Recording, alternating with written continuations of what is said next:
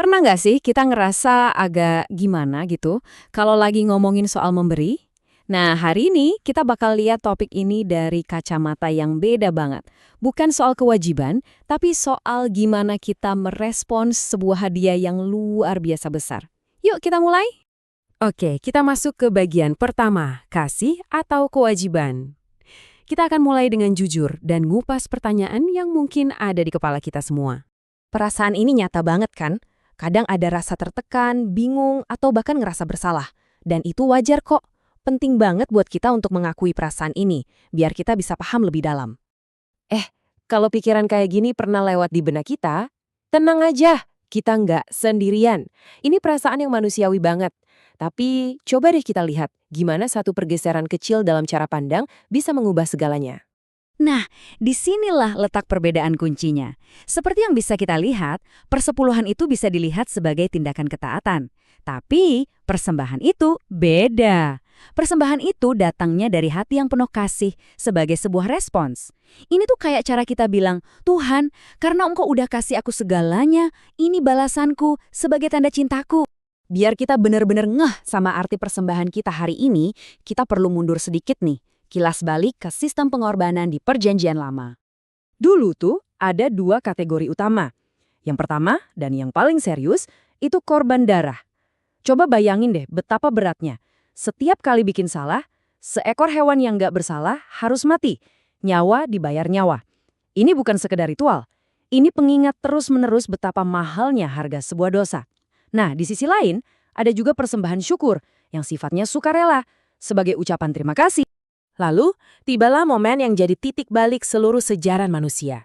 Kedatangan Yesus mengubah semuanya, termasuk cara kita memandang persembahan. Coba deh lihat pergeseran total ini. Dulu, persembahan itu kayak nyicil utang dosa yang nggak pernah lunas-lunas. Usaha terus-menerus buat menutupi kesalahan. Capek kan?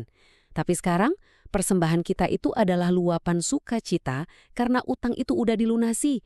Lunas, tuntas, fokusnya berbalik 180 derajat. Dari usaha manusia yang melelahkan, jadi rasa syukur yang meluap karena karya Tuhan. Dan inilah puncaknya.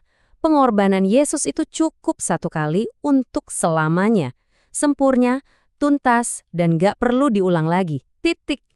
Coba deh kita resapi ini bareng-bareng. Bagian yang paling berat, paling susah, paling mahal dari sebuah persembahan yang berhubungan sama darah dan nyawa, itu udah selesai. Udah dikerjakan. Yesus yang udah menanggung semuanya buat kita. Dan ini mengubah segalanya. Memberi bukan lagi usaha kita buat ngebeli penerimaan Tuhan. Justru sebaliknya, kita memberi karena kita sudah diterima sepenuhnya lewat Yesus. Jadi, setiap persembahan kita itu bukan kewajiban, tapi sebuah perayaan kemenangan. Oke, jadi kalau bukan buat nebus dosa lagi, lalu apa dong yang harusnya jadi pendorong kita buat memberi hari ini? Jawabannya sebenarnya sederhana, tapi dalam banget. Nah, ini dia kuncinya. Pemberian yang sejati itu bukan soal angkanya, tapi soal hatinya. Hati yang rela, yang ngasih dengan senang, bukan karena ngerasa dipaksa atau terbebani. Ini pertanyaan yang dalam banget sih buat kita renungin. Kalau Yesus saja sudah ngasih nyawanya yang nggak ternilai harganya, apa sih yang sebenarnya bikin kita ngerasa rugi pas kita memberi? Kalau kita benar-benar paham besarnya pengorbanan dia, cara kita mandang apa yang kita korbankan itu pasti berubah total. Coba deh kita pakai cara pandang yang satu ini. Ini bisa mengubah segalanya. Kita tuh nggak lagi kehilangan uang pas memberi, kita itu lagi mindahin aset. Dari rekening duniawi yang bisa hilang kapan aja, ke rekening kekal yang dijamin aman, anti inflasi dan anti krisis. Gambar ini udah ngomong banyak banget ya. Tangan kita lagi terkepal erat, menggenggam apa yang kita punya, atau lagi terbuka lebar, siap jadi saluran berkat. Seringkali, tingkat kedewasaan rohani kita itu ya kelihatan dari seberapa gampang dan rela tangan kita ini terbuka untuk memberi.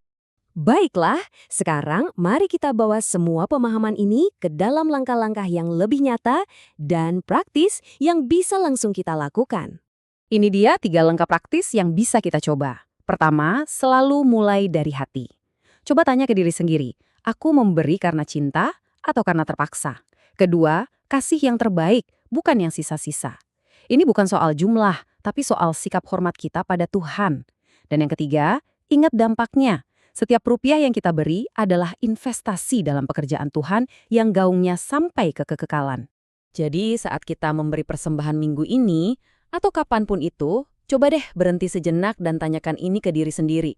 Kira-kira cerita apa ya yang mau disampaikan oleh pemberianku hari ini? Cerita soal paksaan atau cerita soal kasih? Semoga setiap pemberian kita bisa jadi sebuah cerita yang indah tentang rasa syukur kita atas apa yang Yesus sudah lakukan. Terima kasih sudah menyimak.